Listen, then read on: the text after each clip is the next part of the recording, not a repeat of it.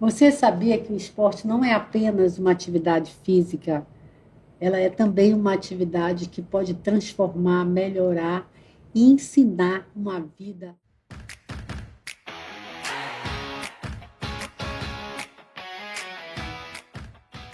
Por isso, hoje, nós convidamos a professora Uda, doutora, especialista nessa área de esporte, de atividades culturais, com uma caminhada bem longa já na área de educação física, mas também, hoje, através da Universidade Estadual do Amazonas, está desenvolvendo um trabalho com os alunos de educação física.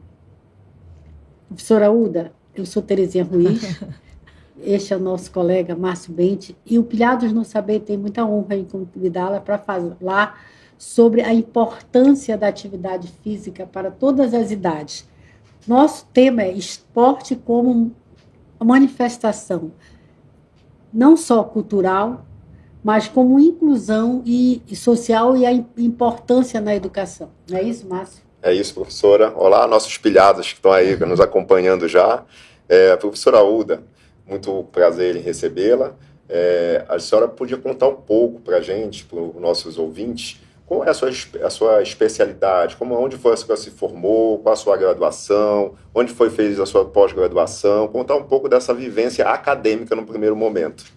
Tá certo. Olha, muito boa tarde, Márcio Bentes, professora Terezinha Ruiz, nossos ouvintes e telespectadores, né? Estou muito feliz de estar aqui nesse 4º episódio, né, do Pilhados no Saber, que é esse podcast que já começa com sucesso, né? Fiquei muito feliz de estar participando, tá? Muito obrigada pelo convite. E, Márcio, assim, eu sou professora de Educação Física, né? Fiz a minha graduação na UFAM, na Universidade Federal do Amazonas, e depois eu tive a satisfação, né, de estudar mestrado e doutorado lá em Portugal, onde no mestrado eu estudei biomecânica do movimento e no doutorado eu fui estudar as políticas públicas que envolvem atividade física, saúde e lazer, né? E é nessa caminhada, nessa perspectiva que eu levo todas as minhas ações, né, os meus trabalhos.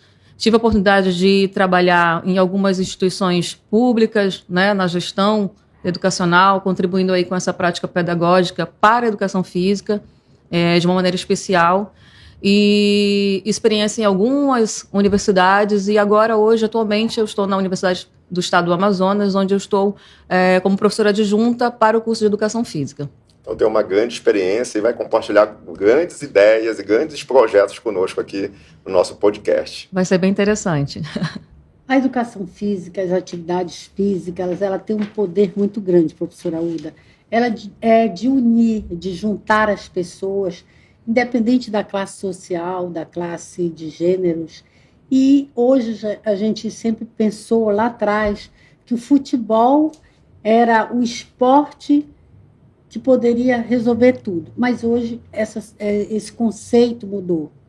E nós temos, inclusive, avançado muito nessa questão do vôlei, do basquete, do tênis e de tantos outros esportes, de outras atividades físicas, porque quando você vai ao médico, a primeira coisa que ele pergunta é: você faz alguma atividade física? Então, além de um simples jogo, mas o reflexo de qualquer uma atividade física, ela é benéfico para a sociedade e para todas as idades. O esporte ele tem um poder muito grande de quebrar barreiras, né? No sentido de ultrapassar limites, né? De transformação social. Era esse ponto que eu queria chegar. E aí, quando a gente fala de pessoas, né, com baixa renda, essa perspectiva, essa oportunidade de transformação social, ela fica muito mais iminente, muito mais importante, né, para a sua realidade. Porque uma pessoa que pratica atividade física, uma pessoa que pratica esporte, um atleta, ele trabalha alguns valores que são inerentes à prática esportiva, mas que esses valores eles não são contidos só para a prática da atividade física, mas também ele leva para a vida, né? Então, a pessoa que é um atleta, ele sabe que ele tem um foco, né? Ele quer alcançar aquele objetivo, e aí ele sabe que para ele ser bom e alcançar a vitória, ele tem que ser melhor que os outros, no sentido bom, porque ele tem que se preparar. E aí ele tem que ter um plano, tem que ter estratégia, ele tem que treinar, né? Ele tem que se dedicar.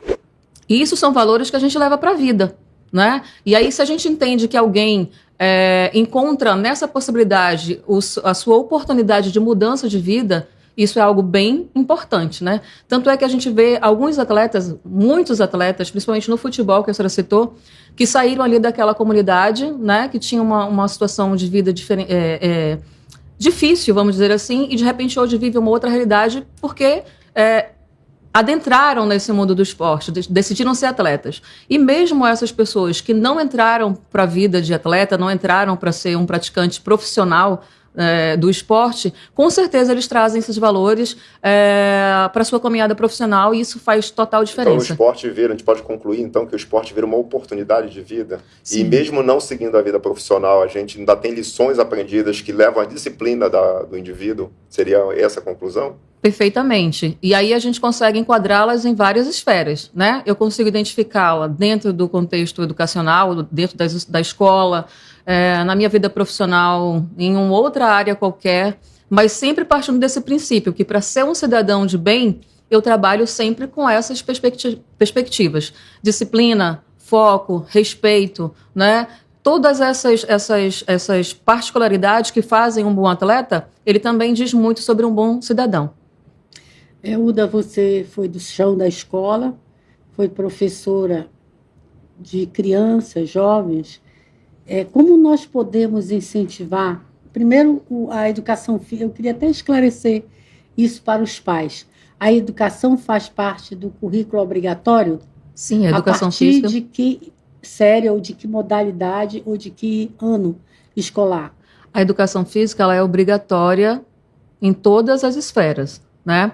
Agora, o que acontece é que em alguns momentos, por alguma dificuldade de entendimento, talvez a gente tenha que debater um pouco mais sobre isso, que se entende que o profissional, né, da educação infantil pode substituir o professor de educação física, mas legalmente isso não pode acontecer, tá? O ideal é ter o professor da sala de aula, que ele também vai fazer algumas atividades de coordenação motora, que vai incentivar o aluno a fazer algumas atividades, mas o professor de educação física, ele contribui muito até para desinibir, não é?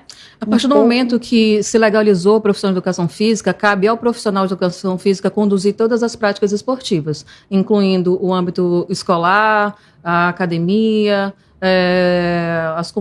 os clubes esportivos, tudo que envolve a prática esportiva é do âmbito do profissional de educação física. Então, as crianças, desde pequenininho, já têm que ser conduzidas pelo profissional de educação física. Exatamente. Né? Porque o profissional de educação física, ele sabe o porquê de desenvolver essas práticas esportivas, que no primeiro momento, uma pessoa que não tem esse conhecimento pode achar que aquela criança está brincando ali de queimada ou jogando futebol, é uma coisa simples, vamos dar uma bola para essa criança e ela vai ficar brincando aqui, né, durante um espaço de tempo. Mas as coisas não funcionam assim, quer dizer, um profissional de educação física, ele consegue, a partir de um primeiro olhar, né, para a turma, entender quais são as particularidades de cada aluno, considerar a faixa etária daquele aluno, né, e fazer uma comparação com os índices de desenvolvimento humano que é esperado consoante a cada faixa etária. Então, eu tenho esse conhecimento biológico, tenho esse conhecimento fisiológico, e eu então consigo conduzir as minhas práticas com sentido, diferente de alguém que não sabe o que está fazendo, né? Então, se eu tenho um objetivo educacional, ou seja, profissional, mesmo no âmbito ali da prática esportiva, eu tenho que ter um planejamento para alcançar aquele objetivo. Se eu faço as coisas por fazer, eu não estou trabalhando nada, não estou fazendo. Exatamente. Físico, nem emocional, nem intelectual. Nem intelectual. E pensando nisso, talvez você criou um projeto. Eu tive a oportunidade de conhecer todo o projeto, de ajudar, colocamos emendas. Eu queria que você falasse sobre o seu projeto. Movimentes. Explicar, inclusive, esse nome.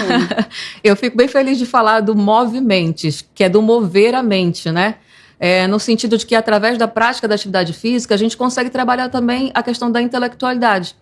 E aí, eu tive a oportunidade de escrever esse projeto e de implementar, né, na Secretaria de Educação do município. E a professora Terezinha Ruiz, super apoiadora do projeto, né, enquanto deputada, ela direcionou emendas parlamentares para esse projeto, e a gente começou, deu início, e hoje ele ganhou aí proporções consideráveis, né? E fico feliz porque, de fato, como profissional de educação física, Eu gosto de dizer que a gente faz um trabalho com o quê e por quê, né? Com uma finalidade. E aí, nesse projeto, a gente pensou o quê? Como é que a gente poderia trabalhar a partir da prática da atividade física com crianças com dificuldade de aprendizagem, especificamente português e matemática, né? E aí a gente traz aquela questão da interdisciplinariedade também, né? Que é tão falado e muitas vezes não é incluída, exatamente, né? Não é executada. Para toda a modalidade de ensino, para que ano? Nós começamos com o ensino fundamental, né? Mas hoje ele se expandiu também, a gente com quintas e sextas séries sexto ano no primeiro momento, e depois isso se expandiu. Mas eu queria falar só mais um pouco para os ouvintes, né, entenderem um pouco mais de como é que como é que funciona. Fique à vontade. Crianças com dificuldades de português e matemática estavam... muitas crianças estavam apresentando dificuldade em português e matemática. Nessa disciplina, que são... Alguns gostam muito de língua portuguesa, outros gostam mais de matemática, mas existe sim a dificuldade nas duas disciplinas. E aí as metodologias que estavam sendo utilizadas não estavam sendo suficientes, porque os índices de aprendizagem não estavam melhorando. E aí, então, o desafio foi feito. Como é que a gente pode trazer educação física? Como é que ela pode contribuir para que esse cenário mude, né? E aí, então, fiz uma pesquisa e a gente, então, fez, no primeiro momento, uma avaliação com essas crianças, analisando fatores motores e pontuando essa dificuldade em português e matemática. Depois, a gente submeteu elas a 6 meses da execução do nosso projeto e, depois de 6 meses, a gente fez a mesma bateria de testes e comparamos o início com o fim. Então, de fato, academicamente, cientificamente, o nosso resultado é comprovado. E como é que a gente fazia isso na prática? Exemplo,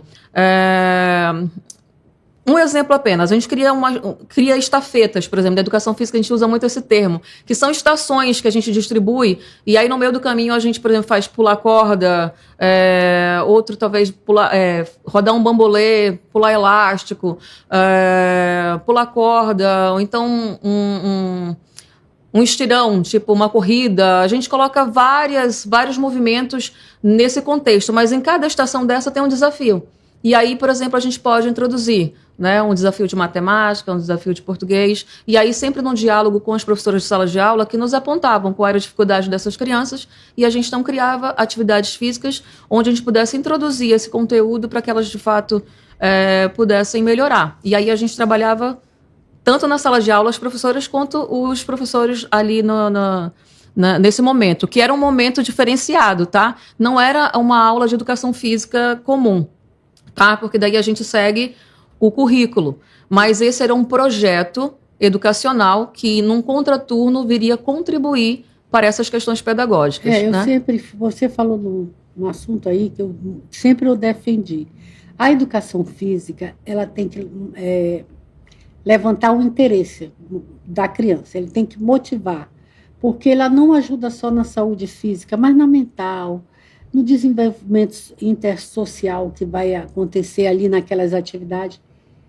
E precisa ser no contraturno, porque para que a criança se sinta à vontade para praticar esse esporte, é muito importante que ela entre no esporte com toda boa vontade. Porque ela vai suar, ela vai ficar suja na roupa, vai ficar suja. Então, você concorda com isso, que é importante que seja num horário diferenciado? Professora Terezinha, ainda tem mais um complemento na sua fala aí para perguntar já, aproveitar a oportunidade para perguntar para a nossa convidada, a professora Uda.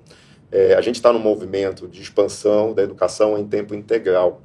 E aí esse contraturno, ele já é uma realidade hoje, obrigatória dentro de algumas escolas. É um movimento nacional que o Amazonas já aderiu e já está acontecendo nas redes privadas, nas redes estaduais e municipais.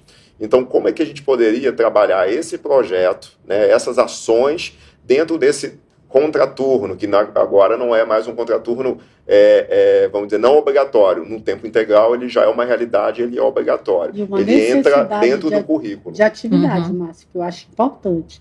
A educação física, as línguas estrangeiras. Então, a educação física ela é fundamental, porque ela não vai fazer só... Até pode se aproveitar nas escolas de tempo integral outras atividades, como dança, música, vários tipos de atividades, inclusive esporte, de Sim. uma maneira geral. Mas a pergunta é muito importante nesse momento que onde o Brasil inteiro vem trabalhando para colocar suas escolas públicas em horário integral. E a gente percebe que ainda existe uma certa dificuldade de como compor esse currículo oficial. A gente percebe isso pela prática da vivência, que a gente conhece algumas realidades de algumas escolas nossas. Aí eu gostaria que você falasse um pouco sobre isso. Bom, sem dúvida nenhuma, a educação física pode muito contribuir com esses projetos nos contraturnos, né? É claro que esses projetos eles vão ser diversos, mas eu vou me ater aqui à minha profissão, né? E vou falar dos projetos de educação física. A educação física ela é muito complexa, né? E ela tem aí uma infinidade de ramificações que nos possibilitam diversas práticas. A professora mesmo citou aqui dança, né, lutas, natação, vôlei, basquetebol, quer dizer, balé para as exatamente, meninas. Exatamente, tudo isso são possibilidades, né, que dentro das nossas atividades normais, assim, digamos, utilizar esses termos normais, porque a gente segue um cronograma curricular para a disciplina de educação física e a gente não tem tempo de experimentar tudo, né, de experimentar tudo como a gente poderia de uma outra forma. Então eu vejo que esses projetos educacionais, no contraturno, eles nos dão a oportunidade de trabalhar especificamente essas áreas que faltam ser trabalhadas, que não dá tempo da gente trabalhar durante um ano, e ainda focar para o que de fato a gente quer trabalhar com essas crianças, não é? Tanto os valores pessoais, né, quanto esse trabalho físico, quanto trabalho emocional. Eu vou puxar a sardinha para o meu lado, né? Eu digo que não existe um profissional dentro da escola, eu não diria mais preparado, que é para não criar confusão com os outros, mas que trabalhe essa questão da formação integral de uma maneira tão fácil quanto o professor de educação física. Porque as nossas práticas, elas envolvem, né, esse desenvolvimento... E elas conquistam muitas vezes. Sim, os alunos, né? Né? É super interessante, né? E depois eu vou contar uma história sobre essa coisa do interessante para os alunos. Mas é interessante e eles gostam e, ao mesmo tempo, estão trabalhando aspectos físicos, intelectuais, emocionais, né? Então, não tem como desassociar da prática da atividade física essas três esferas aqui. Enquanto que, de repente, numa outra disciplina eu tenho que pensar um pouquinho mais como eu vou associar as três, eu já digo que na educação física não desassocio. Eu só posso direcionar para uma delas de uma maneira mais acentuada, mas eu não desassocio. Eu estou sempre trabalhando de uma maneira integral esse aluno, considerando o seu desempenho físico, o seu desempenho intelectual e emocional. No projeto que você falou, relatou para a gente, o Movimente Mentes. Movimentes. Movimente.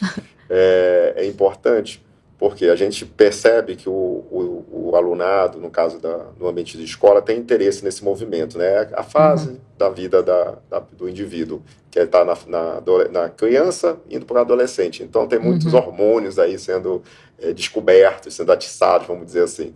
E aí, como é que é esse interesse dos alunos nesses projetos mais voltados com o esportivo, mas adaptado para essa questão curricular importante, como você falou ali, português e matemática.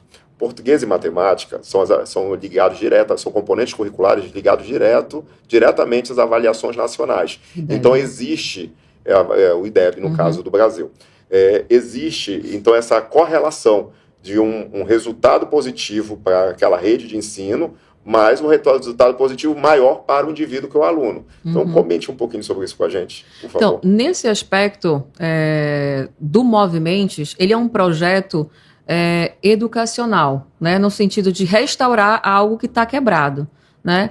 Então, ele não... É claro que a gente vai sempre buscar essa perspectiva do aluno estar interessado, serem atividades interessantes, senão fica, né, sem graça. Mas, na verdade, o que eu quero dizer é que, nesse momento do Movimentes, a gente trabalha pedagogicamente, né? Não tem esse olhar lúdico que a gente também tem. São vários ambientes que a gente pode trabalhar. E a gente consegue, então, diferenciar um ambiente mais lúdico, um ambiente mais terapêutico, vamos dizer assim, e essa perspectiva do restauro educacional, vou colocar assim, né? Que é um trabalho que a gente faz em parceria com a professora de sala de aula.